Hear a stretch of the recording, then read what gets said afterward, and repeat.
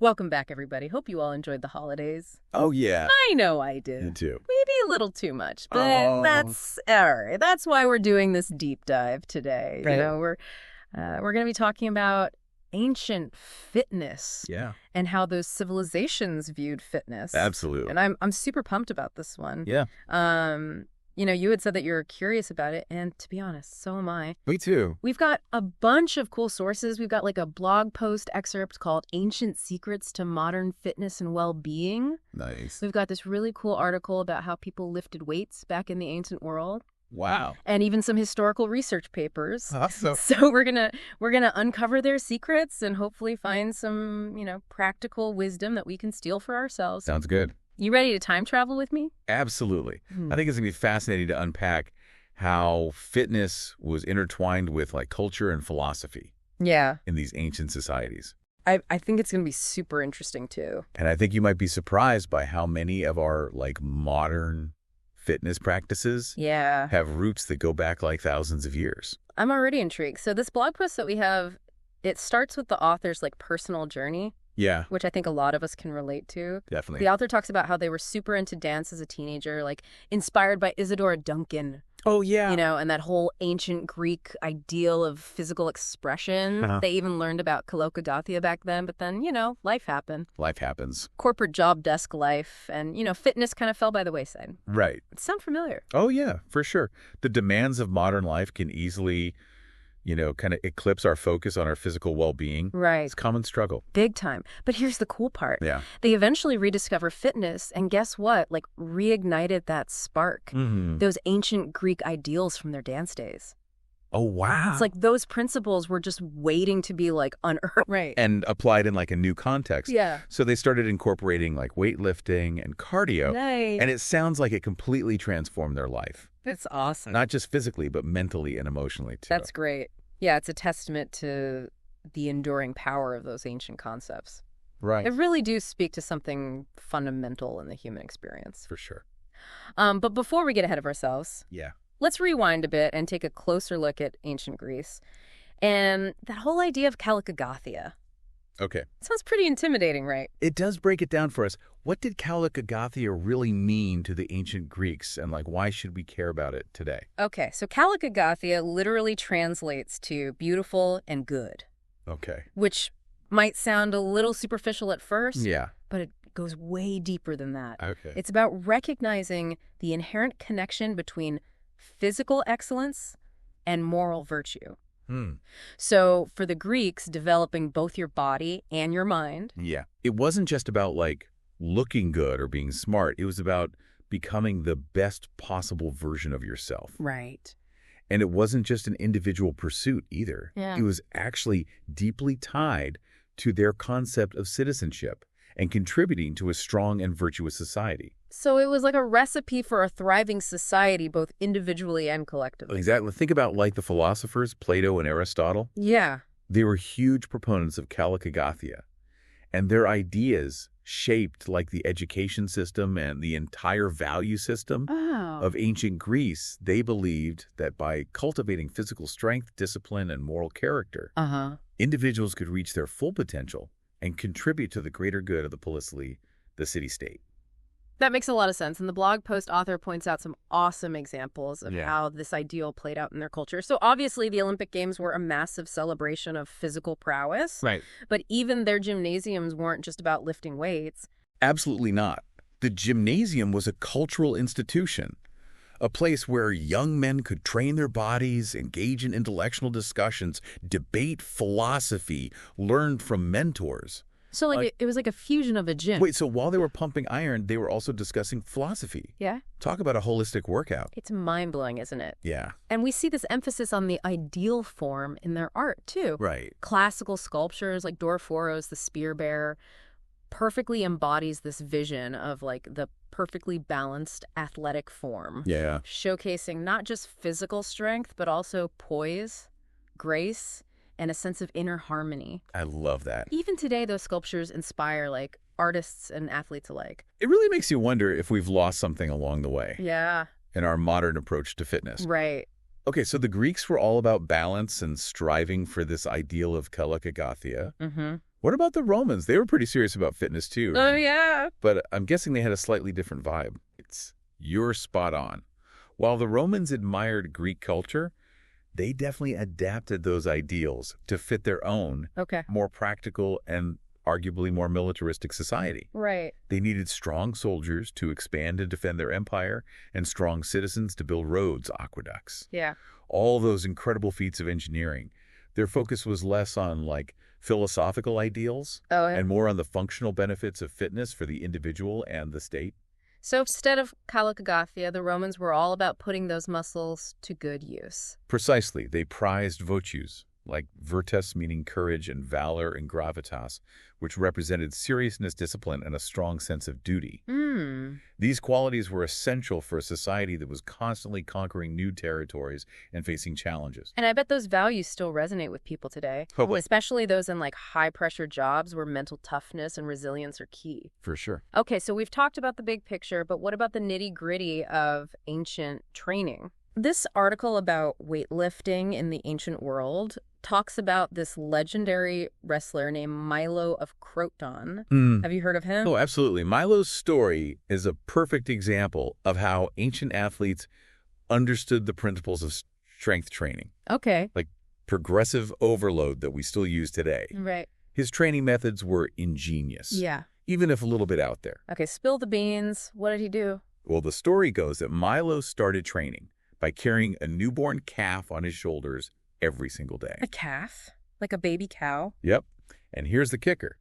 As the calf grew bigger and heavier, so did the weight Milo was carrying. Oh, wow. This gradual increase in resistance allowed him to build incredible strength over time, eventually enabling him to carry a full-grown bull. Wait, a full-grown bull? That's just bonkers. Is that even possible? It's definitely a legendary tale, and there's some debate about its historical accuracy. Right. But even if we take it with a grain of salt, it beautifully illustrates the concept of progressive overload, gradually increasing the weight or resistance you're working against to challenge your muscles and stimulate growth.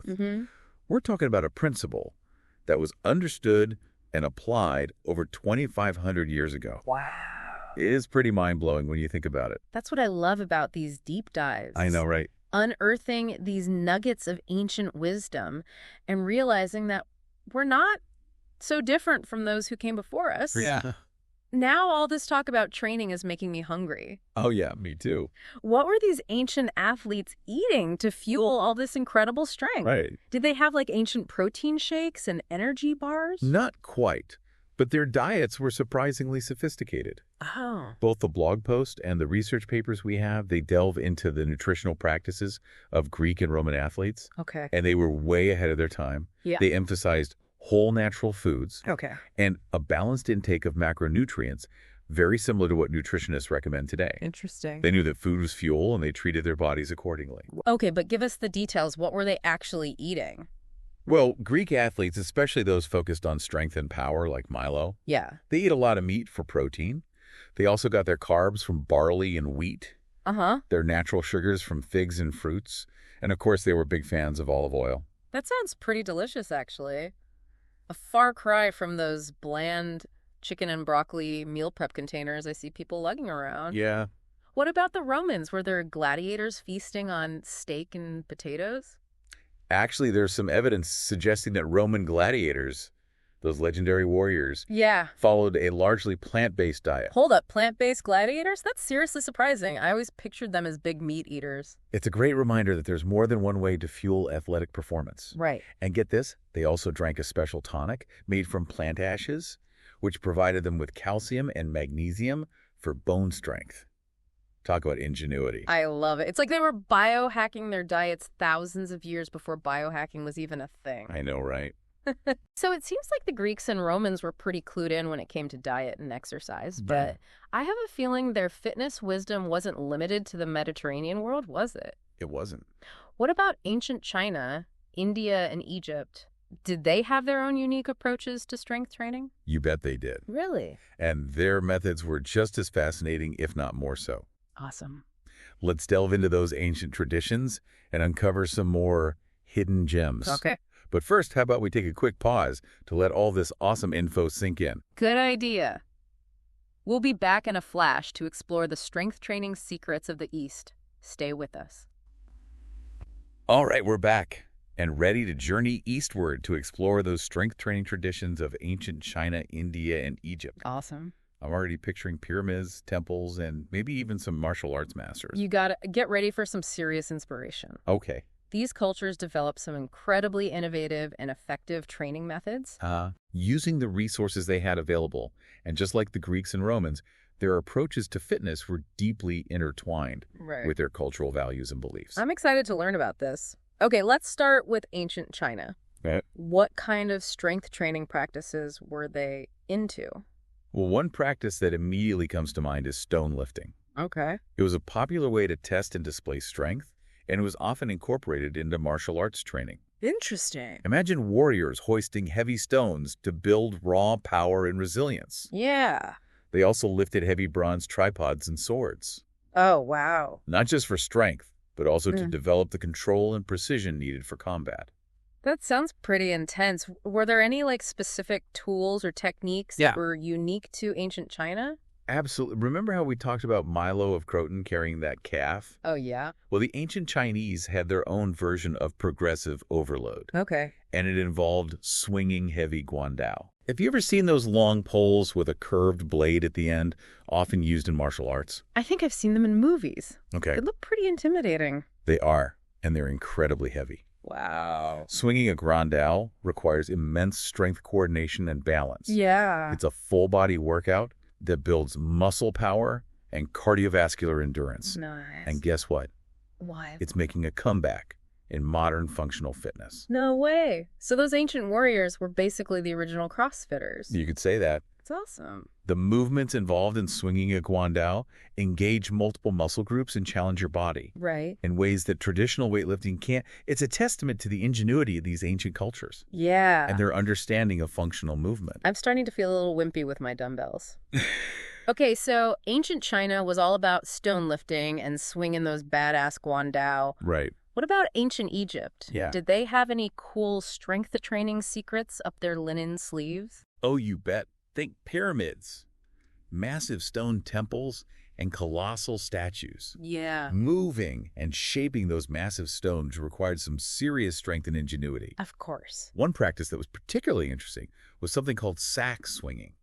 Okay. Imagine lifting heavy sacks filled with sand overhead, kind of like a precursor to the modern clean and jerk Olympic lift. Oh, wow. They'd compete with each other, seeing who could lift the heaviest sacks. So they were the original weightlifters. It's amazing to think that these movements we see in the Olympics today have roots that go back thousands of years. It's a reminder that we're all part of a long lineage of humans who have pushed their physical limits and found creative ways to challenge their bodies. And don't forget about their impressive gymnastic skills. Oh, yeah. There are murals in ancient Egyptian tombs that depict athletes performing incredible feats of strength and agility. That's awesome. Lifting weights, doing handstands, and even contorting their bodies into unbelievable positions. They clearly understood the importance of flexibility and mobility along with strength. I love that they left us these visual records of their fitness culture. Yeah. Okay, now I'm really curious about ancient India. Okay. The article mentioned something about heavy club swinging, right? Yes, heavy club swinging, or Gada training as it's known, has been an integral part of Indian martial arts and fitness traditions for centuries. Right. These clubs called Gadas can weigh anywhere from a few pounds to over 100 pounds. Wow, 100-pound club. That's just insane. What kind of benefits did they believe came from swinging those things around? Well, Gada training builds incredible grip strength, shoulder stability, and core power. It also improves coordination balance and cardiovascular fitness. And it's not just about brute force. Okay. It's a very rhythmic and flowing practice, almost like a dance that requires a lot of focus and control. So it's like a combination of strength training, cardio, and meditation all in one. Pretty much. I'm sold. I need to find a Gada instructor stat. You won't regret it. It's an incredibly challenging and rewarding workout. Awesome. And you know what's interesting? What?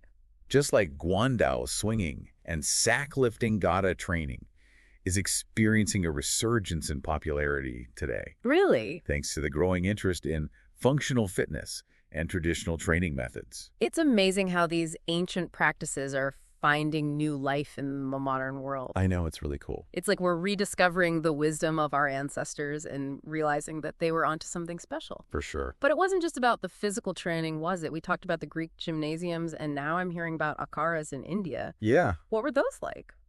The akharas were traditional training grounds for wrestlers. Okay. But they were so much more than just gyms. They were communities, spiritual centers, and places where young men can learn not just about wrestling, but about life, discipline, and traditional way. Wrestlers would often live and train together under the guidance of experienced gurus, who passed down their knowledge and wisdom through generations. So they were like monasteries for wrestlers. That's so cool. It seems like every culture we've explored so far had some sort of dedicated space or philosophy surrounding fitness. The Greeks had their gymnasiums. The Indians, their akharas. It makes you wonder, what did these training spaces look like, and what kind of role did they play in their societies? That's a great question, and one that gets to the heart of how these ancient cultures viewed physical and mental development. Their training spaces weren't just about pumping iron or sweating it out. They were about cultivating a certain way of being in the world, a way of life that valued strength, discipline, and the pursuit of excellence. It's a powerful reminder that fitness isn't just about aesthetics or even physical health. It's about developing character-building community and tapping into a deeper sense of purpose. For sure. And that's a message that transcends time and culture now. Speaking of transcending time, I can't help but think about those legendary feats of strength that we've been discussing. We've talked about Milo and his bull, but I have a feeling there are even more mind-blowing stories out there. Oh, yeah. Did these ancient cultures have their own versions of strongman competitions or tales of superhuman athletes? Oh, absolutely. The ancient world was full of tales of extraordinary strength and athleticism. And those stories weren't just for entertainment. They served as inspiration, reminding people of what the human body was capable of. And encouraging them to push their own limits. I'm all ears. Hit me with some of those epic tales of strength. Well, prepare to be amazed. Let's journey back to ancient Greece. And meet Eumastus, a man whose strength was said to be so immense that he lifted a massive black volcanic rock weighing over 1,000 pounds. 1,000-pound rock. That's just insane. It's crazy. And they actually found the rock with the inscription. They did. Talk about historical proof. What else have you got? Then there's the story of Bybon, another Greek strongman, who was said to have lifted and thrown massive sandstone blocks weighing over 300 pounds. Not with two hands, mind you, but with just one. Oh my gosh. These blocks were found in Olympia, and their sheer size is a testament to the raw power of these ancient athletes. I'm starting to feel a little inadequate with my 10-pound dumbbells. These stories are incredible. I know, right? It's like something out of a superhero comic book. And speaking of superheroes, wasn't Hercules a big deal in ancient Greece? Oh, yeah. I bet they had some pretty awesome myths about his strength. Oh, you know, the Greeks loved their myths and legends. Hercules was definitely a symbol of superhuman strength and courage, and his stories were likely a source of inspiration for aspiring athletes and warriors. Totally. But even beyond Hercules, the ancient world was full of tales of strong men who achieved incredible feats through dedication, discipline, and often some pretty unconventional training methods. I'm picturing Milo carrying that bull around, and it's both hilarious and awe-inspiring. It really makes you wonder, what can we learn from these ancient approaches to fitness besides the importance of progressive overload? Is there some sort of timeless wisdom that we can apply to our own lives today? That's the million-dollar question, isn't it? And I think the answer is a resounding yes. While the specific methods and context may have differed, these ancient cultures shared a fundamental understanding of the human body and its potential. They recognized that fitness wasn't just about aesthetics or even physical health. It was about developing character, cultivating resilience, and tapping into a deeper sense of purpose. I love that. And those are lessons that are just as relevant today as they were thousands of years ago. I couldn't agree more. This deep dive has been an incredible journey through time, unearthing the wisdom of ancient cultures and discovering the roots of our modern fitness practices. It really has. But before we wrap up, I'm dying to hear what other treasures you've uncovered in these sources. What are some of the key takeaways that we can carry with us into the new year and beyond? Let's distill those ancient secrets into some actionable wisdom for the modern fitness enthusiast. I like it. Stay tuned. We'll be right back to unpack the timeless lessons of ancient fitness. Okay, we're back and my brain is buzzing. Yeah. It feels like we've traveled the world and back in time, uncovering all these fascinating fitness practices from ancient Greece to Egypt, China, and India. It's been quite a journey. It has been, but now comes the fun part. Right. Extracting the timeless wisdom from these ancient traditions and figuring out how we can apply it to our own lives today. Absolutely. I'm ready to unlock those ancient secrets. Give us the good stuff. What are the key takeaways that we can carry with us into the new year and beyond? Well, one of the biggest takeaways for me has been the importance of like a holistic approach to well-being. Okay. Remember the Greek ideal of kalokagathia? Oh, yeah. They understood that true well-being involves nurturing both the body and the mind. It's like that saying, a sound mind in a sound body. Right, exactly. But the Greeks took it to a whole new level. They did? It wasn't just a catchy phrase. It was a way of life. Exactly. And it's a principle that's just as relevant today as it was thousands of years ago. Yeah. We live in a world that often glorifies specialization and compartmentalization. We have our work life, our personal life, our fitness goals, our intellectual pursuits, all neatly separated into boxes. Right. But the ancient Greeks understood that these aspects of ourselves are interconnected. Yeah. When we prioritize our physical health, we create a foundation for mental clarity, emotional resilience, and even spiritual growth. So it's not just about hitting the gym to look good. It's about finding balance in all aspects of our lives. Precisely, another takeaway that has really resonated with me is the enduring power of basic training principles. Okay. We tend to think we need all the latest gadgets and fancy equipment to get in shape. Right. But the ancient world reminds us that sometimes the simplest methods are the most effective. Yeah. Think about progressive overload, Milo, of Croton's legendary training method with the bull. Oh, yeah. It's a principle that's as old as time, yet it's still a cornerstone of strength training today. That story is such a great reminder that we don't need a fancy gym membership or a complicated workout routine to build strength. Right. We can start with what we have and gradually challenge ourselves over time. Exactly. And let's not forget the importance of nutrition. Right. Those ancient athletes knew that food was fuel. Yeah. And they prioritized whole natural ingredients and balanced macronutrients long before processed foods and sugary drinks took over the world. No protein shakes or energy bars in sight. No. Their diets were pretty inspiring. More whole foods, less processed junk. That's a resolution I think we can all get behind. Absolutely. And finally, I think we can learn a lot from the ancient world's emphasis on creating dedicated spaces for fitness and well-being. Okay. The Greeks had their gymnasiums. The Indians, their akharas. These spaces weren't just about working out. They were community hubs, places for learning, for connection, for cultivating a shared pursuit of physical and mental excellence.